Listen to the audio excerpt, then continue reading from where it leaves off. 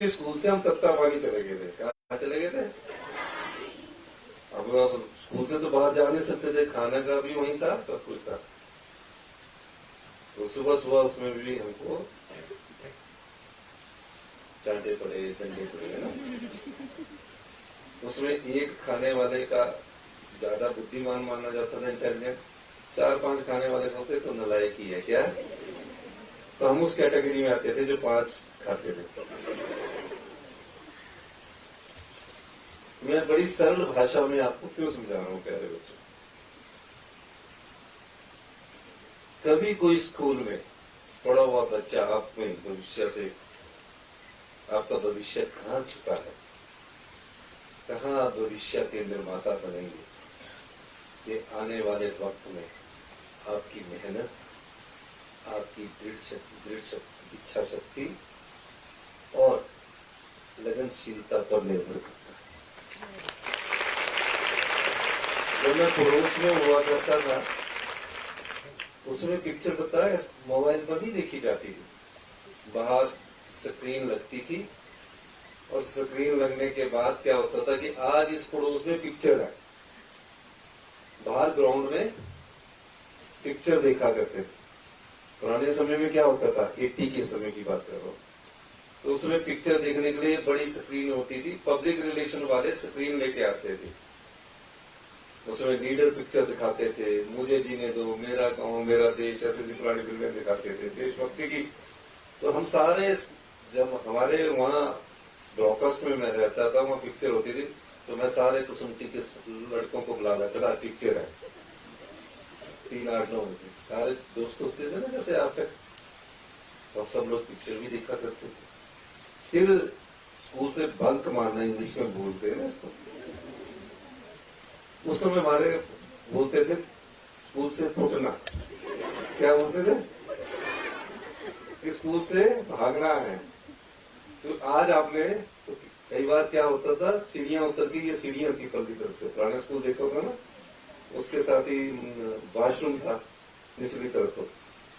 तो हम स्कूल से बंक भी मारा करते थे। उस समय 4 थिएटर हुआ करते थे, ब्रिटिश, रिवॉल्वी, शाही, रीगल। तो पैदल जाना है यहां से। ये बचपन में जो शरारतें हमने की, ये आपसे मैं शेयर कर रहा हूं। और उसके बाद जब 2 महीने 10th के पेपर हो गए, तो घर में बोलते थे कि सरकारी नौकरी लग जाए। नौकरी मिल जाती थी समय। तो हमें बोला कि पैसे मेहनत करो, अपना मेहनत में। हमारी माता जी बोलती मेहनत करो। तो हमने 3 महीने, एक ब्रॉकर्स में पीडब्ल्यूडी की इंक्वायरी है, 6.25 में 3 महीने काम किया। कितने में किया? 180 रुपये हमें महीने के मिलते थे। फिर उसके बाद हमें कॉलेज में गया, गवर्नमेंट कॉलेज संजौली होता था, एडमिशन लेनी थी। गोपाल शर्मा जी थे, ये बीएससी कर रहे थे, इन्होंने हमारे को ले जाकर यूनिवर्सिटी कॉलेज में एडमिशन कराया। फिर हमने उन नौकरी छोड़ दी, फिर कॉलेज में चले गए। कॉलेज में चले गए तो स्कूल में तो शरारत थी, कॉलेज में मस्ती थी। तो फिर हम चले गए, तो फिर वहां मैंने पहला चुनाव अपनी 17 साल की उम्र में सीआर का लड़ा। किसका लड़ा? सीआर को फुल फॉर्म क्या बोलते हैं? Class representative. तो शिमला में एक ही कॉलेज हुआ करता था, चौक से, चौपाल से, सब जगह से बच्चे वहीं आया करते थे। उसी समय मेरे ख्याल जनाटा जी भी हमारे कॉलेज में आए। ये बीसीएस से पढ़े हुए थे, और इनके साथ बैठे शिक्षा मंत्री जी है ना, ये भी बीसीएस से पढ़े हुए थे।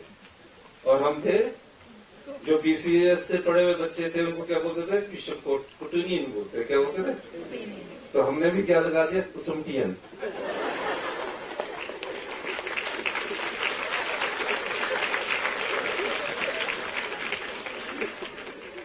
जब ये बच्चे, क्योंकि कॉलेज तो एक आ गया, उसमें कुसुमटियन भी हो गए, कुटुनियन भी हो गए, एडवर्डियन भी हो गए, सब हो गए। वहां एक ही स्ट्रेंथ थी।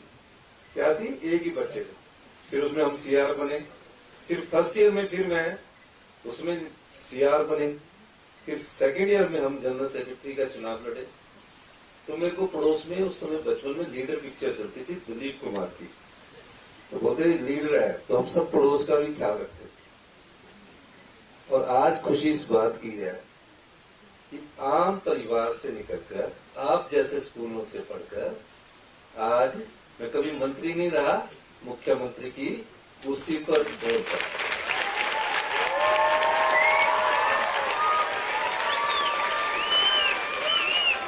क्यों पहुंचा? क्यों पहुंचा? मेहनत की, लगनशीलता की। घर वाले तो बोलते थे नौकरी करो, लेकिन मन नहीं था। जब लॉ की तो प्रैक्टिस में मन नहीं लगा। तो भाग्य भी साथ देता है और मेहनत भी साथ देती है क्या? और मेहनत करने वाला आदमी कभी थकता नहीं है, हारता नहीं है, गोल को अचीव करता है। तो एक कुंठा ये कभी नहीं होनी चाहिए कि हम गवर्नमेंट स्कूल से पढ़े हैं और ये इंग्लिश स्कूल में पढ़े हैं, क्योंकि आपको पढ़ाने वाले जो टीचर है वो टेस्ट पास करके आपको पढ़ाने आते हैं, अब उसके बाद उनको रोजगार मिलता है। पहले नहीं था सर, पहले टेस्ट करेंगे, कैट पास करेंगे, फिर सरकार टेस्ट लेती है, वो पढ़ाने वाले टीचर आपकी दिशा तय करते हैं। जैसे कि हमारे यहाँ अभी एक सवित्री मैडम आए थे, एक धारगांव से रोहित जी, गीता जी भी है, गीता जी, गुरविंदर कंवर जी बैठे हमारे क्लास फेलो, नहीं बैठे। तो ये चीज मैं आपको इसलिए डाल रहा हूं, प्यारे बच्चों की मन में विश्वास होना चाहिए। मन का विश्वास ही सबसे बड़ा विश्वास होता है। इसलिए आप भी आने वाले कल में डॉक्टर बनेंगे, आईएएस बनेंगे, एचएएस बनेंगे, किसी ना किसी रूप में कहीं ना कहीं जाकर इस समाज की, इस प्रदेश की और इस देश की सेवा करेंगे। समझे आप सब लोग? ये बच्चा बिल्कुल ठीक बोल रहा है। इसीलिए मैंने कहा कि मैं बच्चों से ज्यादा मिलना चाहता हूं। होता क्या है कि मैंने आजकल पिछले 15-20 साल में एक नया ट्रेंड देखा है। हमीरपुर बहुत एजुकेशन के मामले में बहुत आगे है। एक स्कूल गवर्नमेंट का है, एक ही प्राइवेट का। अब मैं किसी के स्कूल की विरोध नहीं कर रहा। प्राइवेट स्कूल में टीचर देखता हूं और गवर्नमेंट स्कूल में टीचर देखता हूं। प्राइवेट स्कूल में टीचर भी हमें ऐसा लगता है कि अच्छे होते हैं, लेकिन गवर्नमेंट स्कूल के टीचरों को देखता हूं तो क्वालिफाइड करके आते, तो बच्चे वहां कम क्यों? इसीलिए जब ये लोग आए तो मेरे मन में विचार आया कि मैं खुद गवर्नमेंट स्कूल से पढ़ा हूं, गवर्नमेंट कॉलेज से पढ़ा हूं, और मैं जब इस कुर्सी पर पहुंच सकता हूं तो आपको किसी भी कुर्सी पर आज के भविष्य की चुनौती का सामना करना पड़ेगा। हमारे समय ना, उस समय टेलीफोन नहीं हुआ करता था। उस समय जिसके पास टेलीफोन हुआ करता था वो उसको बोलते थे बहुत आर्थिक समृद्धि वाला व्यक्ति है, ये काफी पैसे वाला व्यक्ति है, इसके पास बहुत पैसा होगा। तो सब उसका चमचागिरी बोलते ना, मक्खन लगाते थे। लेकिन आज वक्त बदला है। आज मैं देख रहा था 2-3 बच्चे आज मोबाइल के द्वारा फोटो खींच रहे, तस्वीर खींच रहे। अब उस वक्त के साथ अगर हम नहीं चलेंगे तो हम पीछे रह जाएंगे। इसलिए हमें पीछे नहीं रहना है, उन चुनौतियों का भी सामना करना है और समय के साथ कर्मताल भी करनी है। इसीलिए हम अब आने वाले समय में शिक्षा मंत्री जी से हमारी 2-3 बार चर्चा हुई कि नए शिक्षा के कोर्स क्या होंगे। हम हिमाचल प्रदेश का सबसे सुंदर राज्य बनाना चाहते हैं। हमारा जो बजट आएगा उसमें हम शिक्षा के नए क्षेत्र में प्रवेश करने जा रहे हैं। हमारी चर्चा उसमें हो चुकी है। आजकल सूचना क्रांति का समय है, हम उस दृष्टि से आगे बढ़े। अभी जो टेक्निकल एजुकेशन है, हमारे रोहित ठाकुर जी उसके मंत्री हैं, उस टेक्निकल एजुकेशन में हम ITI में कौन सा कोर्स शुरू करना है, पॉलिटेक्निकल में कौन सा कोर्स शुरू करना है और इंजीनियरिंग में कौन सा कोर्स शुरू करना है, तो हम लेटेस्ट जो विश्व को चाहिए उन कोर्सों को हम शुरू करना चाहेंगे। हम चाह रहे हैं IoT, data science, machine learning, robotics science, इन सब दृष्टिकोण से हम आगे बढ़ रहे हैं। आर्टिफिशियल इंटेलिजेंस, उनके कोर्स अब आने वाला जो एकेडमिक सेशन होगा, जो बच्चे हमारे +2 कर गए हैं, अब इन कोर्सेज में एडमिशंस लेने की जरूरत है, जो कि हिमाचल के गवर्नमेंट स्कूलों में शुरू हो रहे हैं। शिक्षा में भी बदलाव कर रहे हैं। हम प्राचीन के साथ आधुनिक शिक्षा को भी आगे अपनाना चाहते हैं। इसलिए हमने एक कई बार कहा है कि हम सत्ता के लिए नहीं आए, व्यवस्था परिवर्तन के लिए आए। इस व्यवस्था परिवर्तन में हम कई चीजों में बदलाव करने जा रहे हैं। कुछ चीजें हैं जो हम बजट से संबंधित है, जिसको हम अभी बोल नहीं सकते, वो बजट में ही आएगी। लेकिन हम युवा पीढ़ी के लिए, इस समाज के सुधार के लिए आगे आ रहे हैं। हम ऐसे बच्चों को भी जो अनाथ है, जो अपने माँ बाप खो चुके हैं, उनके लिए हमने 101 करोड़ रुपए का मुख्यमंत्री सुख आश्रय कोष बनाया। ये मकसद क्या है? ये मकसद क्या था? 18 साल जो बच्चा अनाथ हो जाता था, उसको कोई गोद ले लेता था। गोद ले लिया कि हाँ, इस बच्चे को मैं पढ़ाऊंगा। कई ऐसे दानी पुरुष है, उनकी दान की सब कदर करते थे, लेकिन उस बच्चे के मन में एक कुंठा रहती थी कि कभी फीस नहीं दी तो फोन करेगा, तो उसकी दया दृष्टि पर निर्भर रहता था कि मेरे को इसको फोन करना है। कई बार आदमी व्यक्ति भी दान करने वाला भी व्यस्त, तो फोन नहीं मिलेगा, तो उसके मन में रहती थी। उन्होंने फोन नहीं उठाया। उस दर्द को हमने, उन बालिकाओं के दर्द को समझा और 6000 अनाथ बच्चे बच्चियों को हम 18 साल के बाद भी 27 साल तक उसने कोई शिक्षा प्राप्त करनी है, चाहे उसने IIT में सिलेक्ट हो गया, एम्स में सिलेक्ट हो गया, MBBS में सिलेक्ट हो गया, या कोई और शिक्षा के क्षेत्र में सिलेक्ट हो गया, उसकी पूरी फीस सरकार देगी। वो चिल्ड्रन ऑफ दी स्टेट होंगे, मतलब राज्य के बच्चे होंगे। और पूरी फीस देने के बाद, फीस देने से तो काम नहीं चलता। जब कॉलेज में बच्चा जाता है, पॉकेट मनी भी चाहिए होती है। वो किसी की जेब में ना देखे, वो दया से ना देखे, उनको हम 4000 प्रति महीना जेब खर्च भी देंगे। अगर हॉस्टल में है तो हॉस्टल की पूरी फीस भी देंगे। और जब सर्दी के कपड़े होते हैं, गर्मी में ट्रैक सूट की जरूरत होती है, तो सर्दी के कपड़ों के लिए 5000 रुपया अलग से और गर्मी के कपड़ों के लिए 5000 रुपया अलग से देंगे। इनके माँ बाप ने किए, सरकार देगी। यही नहीं, फिर अपने परिवार के साथ आप अपनी मम्मी डैडी को बोलते हो कि हमने घूमने जाना है, हमारे को लेके चलो। माँ बाप की भी इच्छा होती है कि अपने बच्चे को मैं बाई एयर ले जाऊं, AC 2 टायर में ले जाऊं। हमने कहा कि साल में इन बच्चों को बाई एयर घूमने की सुविधा होगी, बाई एयर के बाद 3 स्टार होटल में रहने की भी सुविधा होगी 10 दिन की। और 27 साल की उम्र तक जब तक वो पढ़ता रहेगा, या उससे पहले सामर्थ्य हो गया, अपना रोजगार कमाने में सामर्थ्य हो गया, तो नहीं मिलेगा।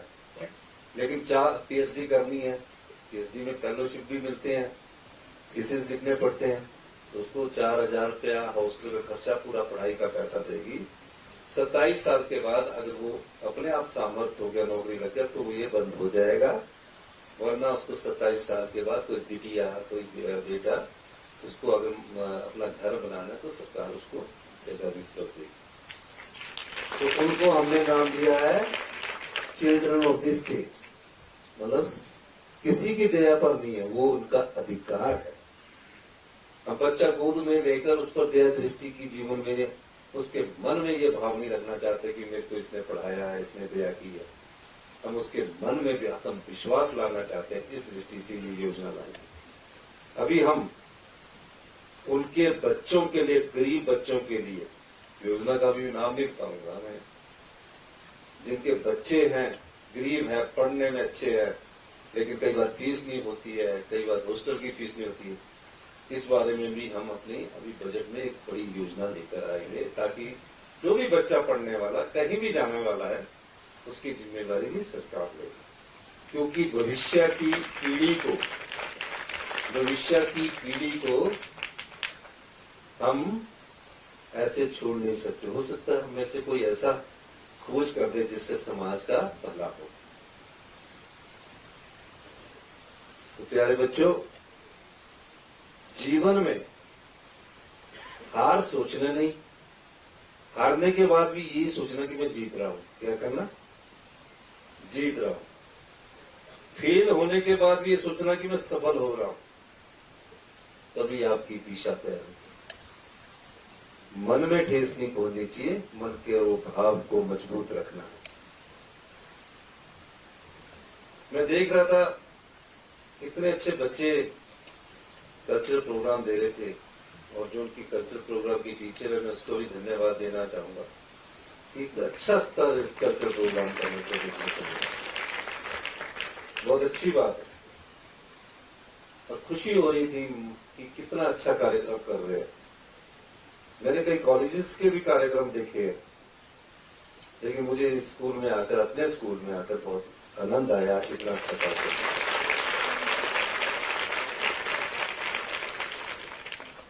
तो इस खुशी के मौके पर मैं उनको इस कल्चरल कार्यक्रम के लिए 2000 रुपया देता हूँ।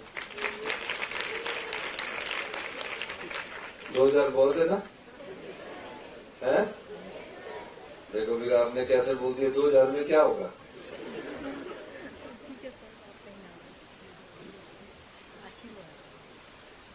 जिन बच्चों ने कार्यक्रम प्रस्तुत किया है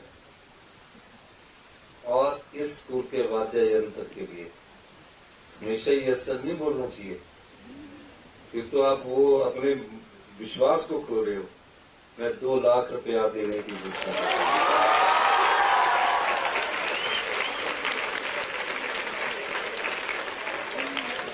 ये उन बच्चों के लिए जो सांस्कृतिक कार्यक्रम कर रहे थे, वाद्य यंत्र लेंगे, सब कुछ लेंगे। अभी स्कूल में आया हूं, कुछ तो इनको करना पड़ेगा।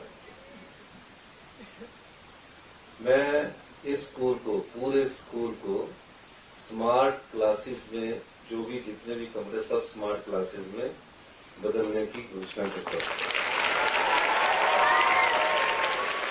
इस स्कूल में ऑफलाइन पढ़ाई भी होगी, ऑनलाइन पढ़ाई भी होगी।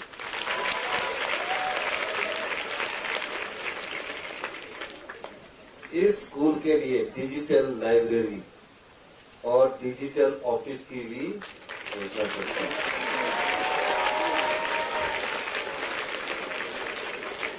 बच्चों की एडमिशन भी ऑफलाइन ऑनलाइन दोनों तरह से होगी।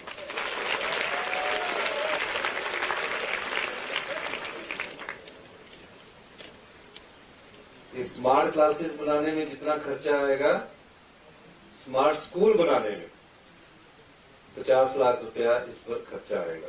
वो 50 लाख रुपया खर्च करने की भी मैं घोषणा करता हूं।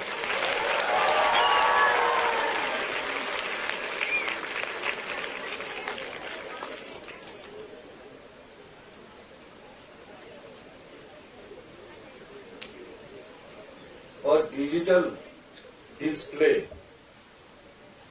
के द्वारा भी स्टूडेंट्स को मैसेज देने की जो बात होगी, वो भी इस स्कूल में घोषणा करता हूं। और ये सब पूरे आपके 2 महीने के भीतर होंगे।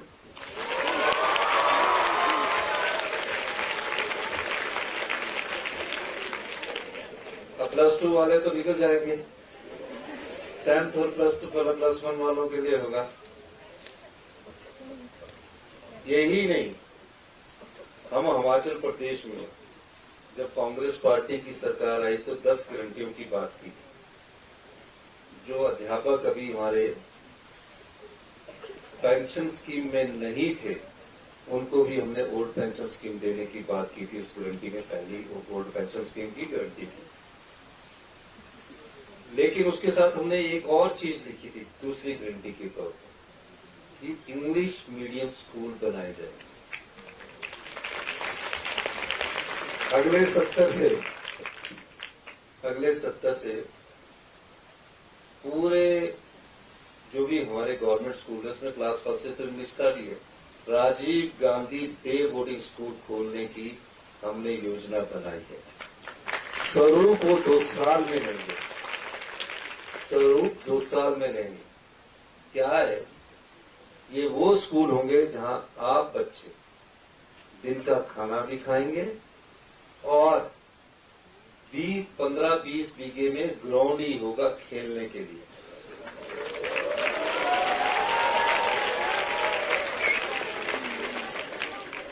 अभी ये परिवर्तन के दौर से हम गुजरे, ये अभी बनेंगे 68 विधानसभा में अभी एक स्कूल।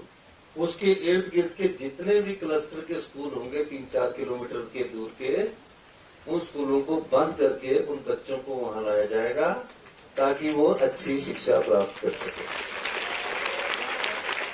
अपने पड़ोस वाले को देखे कि ये वहां जा रहा है, यहाँ जा रहा है, तो वो ये देखे कि हमारे स्कूल में आइए।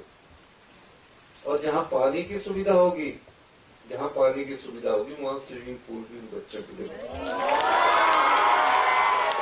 यही नहीं, ये जो ऑडिटोरियम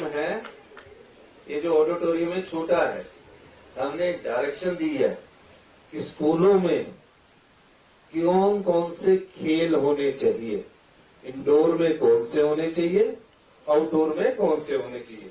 वो शिक्षा मंत्री जी ने अभी लिस्ट बनाई है। अभी ये आने वाले समय में जब ये बताएंगे, उन स्कूलों में उस तरह के इंडोर स्टेडियम बनेंगे जिसमें आप ये देखेंगे, जैसे देखते हैं बैडमिंटन खेलते इंडोर में होगा, बॉक्सिंग इंडोर में होगी, और जो हॉकी फुटबॉल खेलते पूरा होगा। अब आप सिर्फ ये नहीं होगा कि स्कूल मात्र कमरों में होगा, स्कूल ग्राउंड में भी होगा। इन सबको पूरा करने के लिए क्योंकि ये अब नए स्कूल आ रहे हैं, 2 साल का समय लगेगा। हमने कहा है 50 बीघे पर एक स्कूल होगा जिसमें तकरीबन 1000 बच्चा पढ़ेगा। प्री नर्सरी से लेकर प्राइमरी तक एक क्लस्टर होगा और नर्सरी के प्राइमरी से 12th तक का एक क्लस्टर होगा। यानी कि प्राइमरी के बच्चे को ये होगा कि आज मैं स्कूल जा रहा हूं, खुशी से जाएगा। आपको ये योजना अभी 2 साल में कुछ स्कूल उसका स्वरूप लेंगे, अगले 5 साल में कुछ और स्कूल रहेंगे, लेकिन 10 सालों में हम पूरी शिक्षा व्यवस्था को हिमाचल प्रदेश में इस तरह से आगे लाएंगे। और इसके लिए बजट का भी प्रावधान कर दिया गया है।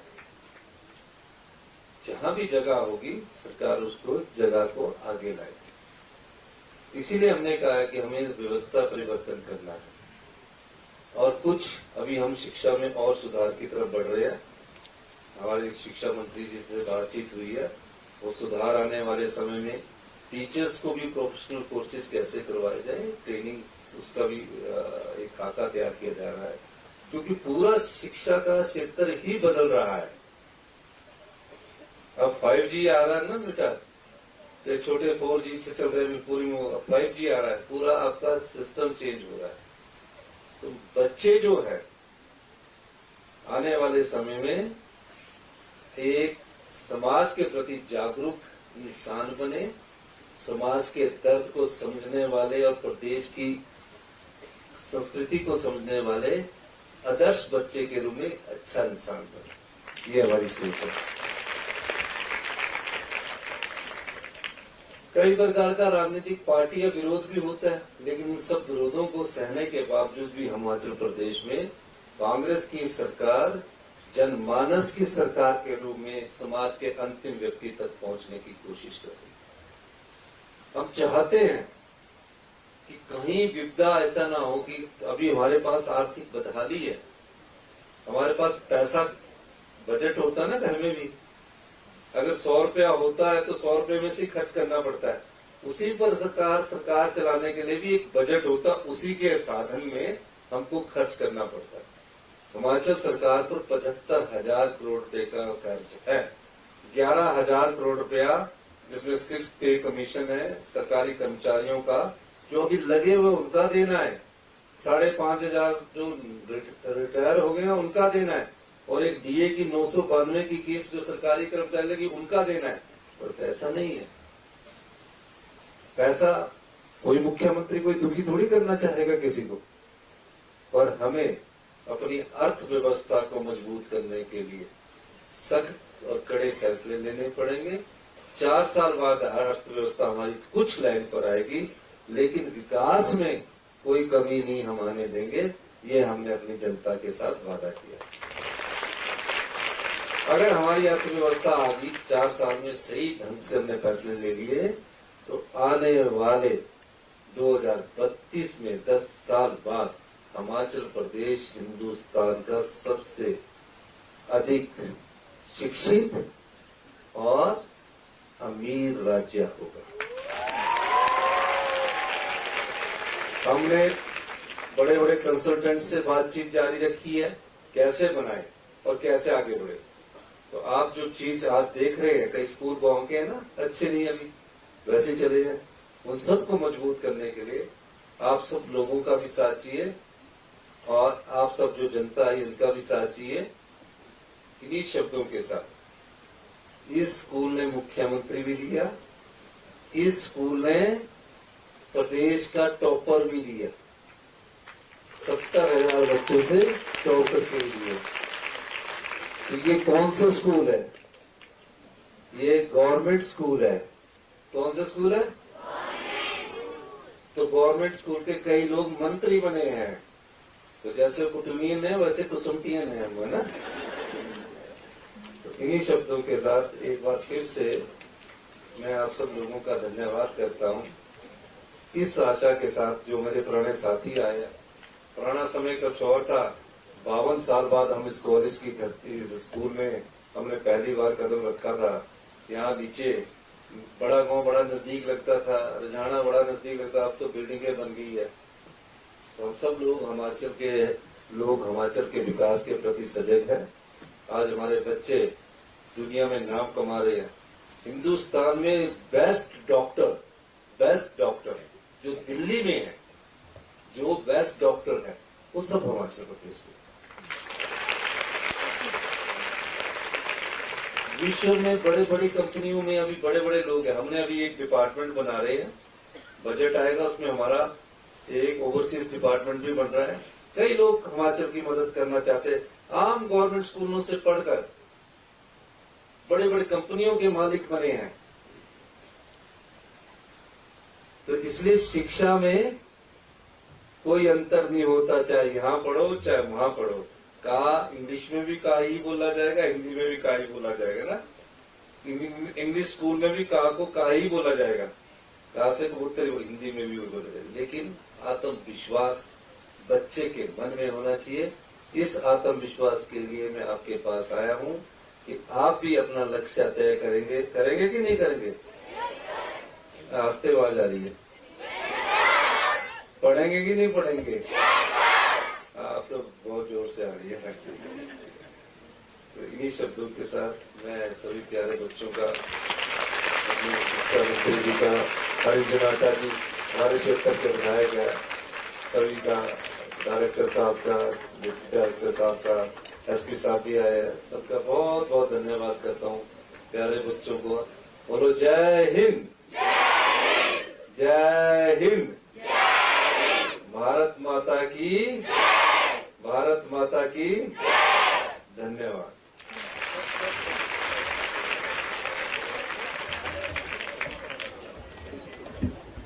बहुत ही सहज सरल बाल्यकाल की स्मृतियों को आग्रह रहेगा माननीय शिक्षा मंत्री आदरणीय रोहित ठाकुर जी से और माननीय विधायक महोदय